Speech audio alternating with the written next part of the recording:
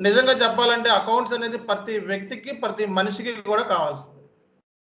Accounts నేర్చుకున్నవాడు ఎప్పుడైనా సరే money saving చేసుకుంటాడు.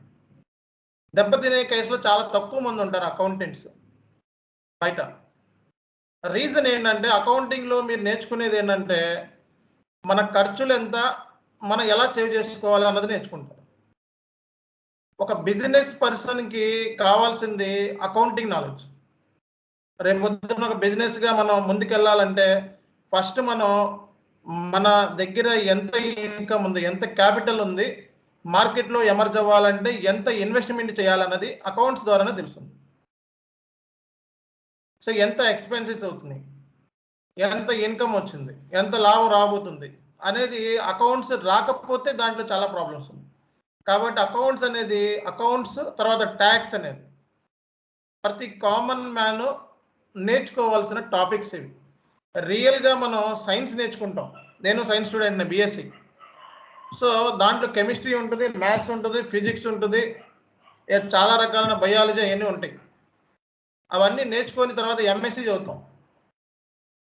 అతను ఎంబీఏ చేసేవాళ్ళు జనరల్‌గా ఎవరుంటారంటే బీకామ్ చదువుకున్న వాళ్ళు, ఈ సీఈసీ బ్యాక్‌గ్రౌండ్ ఉన్నవాళ్ళు, అకౌంట్స్ బ్యాక్‌గ్రౌండ్ ఉన్నవాళ్ళు, ఎంబీఏ ఫైనాన్స్, హెచ్ఆర్ వీటిలోకి వెళ్తూ ఉంటారు. మ్యాథ్స్ తర్వాత ఈ సైన్స్ బ్యాక్‌గ్రౌండ్ చదువుకున్న వాళ్ళు జనరల్‌గా వెళ్ళేది ఎంఎస్సీ సైన్స్‌లో ఎక్కువగా వెళ్తూ ఉంటారు. సో ఇవి నేర్చుకుంటాం కానీ అవన్నీ రియల్ టైంలో మనం అన్నీ చేయలేం. అంటే 100కి కొంతమంది ఎక్స్పర్ట్స్ ఉంటారనుకోండి. ఒక 20 మంది ఆ ఫీల్డ్‌లో ఆరితేరిపోయి ఉండొచ్చు. మిగతా వాళ్ళందరూ కూర్చోవాల్సిందే. అంతేనే కదా! అవన్నీ రియల్ టైంలో అప్లికబిలిటీ ఉంటాయా మనకి? అవి ఏమేమి చదువుతాము, రూదర్ ఫార్డ్ ఇది కనిపెట్టాడు, ఎక్స్ కిరణాలు కనిపెట్టాడు. మనం ఎప్పుడైనా ఎక్స్ కిరణాలు చూసామా? అఫ్‌కోర్స్ సైన్స్‌లో బాగా ఆరితేరిపోయినోళ్ళు వాళ్ళు కనిపెట్టే వాళ్ళకి ఉపయోగపడుతుంది. మనం చదువుకోవడానికి పేపర్ల మీద రాసుకోవడానికి, బట్టి కొట్టి ఎగ్జామ్ రాసుకోవడానికి తప్ప అది మన పాయింట్ ఆఫ్ వ్యూలో మధ్యలోనే డ్రాప్ అయిపోతారు. సో వాళ్ళు చదువుకున్నది రియల్ టైంలో అప్లికబిలిటీ తక్కువ.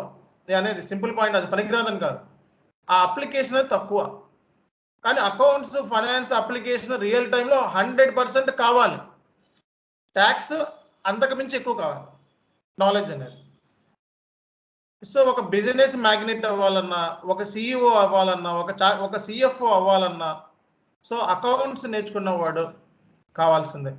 ఈవెన్ ఎంత సైన్స్‌లో నువ్వు ఆరితేరిపోయి కొన్ని ఫార్ములాలు కనిపెట్టాలన్నా, డబ్బులు దాచుకోవాలన్నా అకౌంటెంట్ కావాల్సిందే. ఆ డబ్బులు దాచుకోవాలంటే అకౌంటెంట్ కావాలా వద్దా? ఎలా సేవ్ చేయాలి, దేని మీద ఇన్వెస్ట్‌మెంట్ చేయాలి అనేది ఎవరు చెప్తారు? అకౌంటెంట్స్.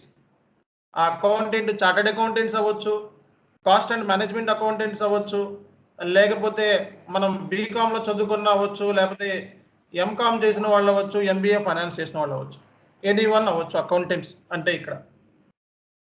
సో ఇక్కడ కాన్సెప్ట్ ఎందుకు అకౌంటెంట్స్ గురించి మనం డీల్ చేయడం జరిగింది అంటే, ఈ ట్రాన్సాక్షన్స్ అన్ని రోజు జరిగాయి కదా! ఈ ట్రాన్సాక్షన్స్‌కి మరి సాలరీ పెయిడ్ అన్నాము.